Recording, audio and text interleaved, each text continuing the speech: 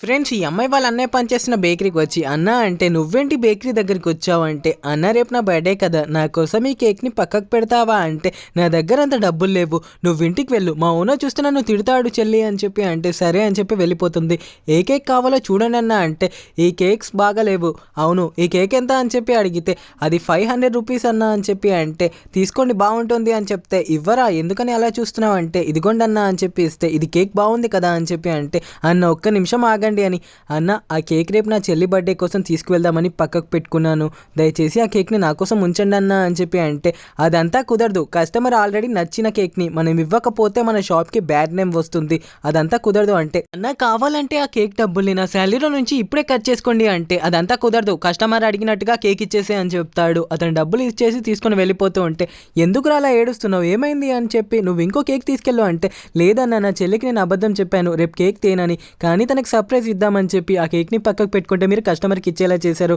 ఇది కరెక్ట్ కాదన్న అని ఏడుస్తూ ఉంటే, ఇంతలోనే అతను వెనక్కి వచ్చి, అన్న నా బైక్కి ఇక్కడే మర్చిపోయాను అన్నట్టు నా కూతురికి కేక్ ఏం నచ్చలేదంట, వేరే కేక్ ఇవ్వండి అని వైట్ కలర్ కేక్ని తీసుకుని వెళ్ళిపోతాడు. నిజానికి ఆ అబ్బాయి బాధని ఇతను అర్థం చేసుకొని బైక్కి మర్చిపోయానని లోపలికి వచ్చేటప్పుడు ఆ అబ్బాయి మాట్లాడడం విని బాధపడి తన చెల్లి అంటే ఎంత ఇష్టమో అర్థం చేసుకుని ఆ కేక్ని మళ్ళీ వెనక్కి ఇచ్చేస్తాడు. అలా ఈ వీడియో నచ్చితే ప్లీజ్ సబ్స్క్రైబ్ చేసి మీకోసం ఏదైనా చేసి మీ బ్రదర్ నేమ్ ఏంటో కామెంట్ చేయండి. For more videos subscribe.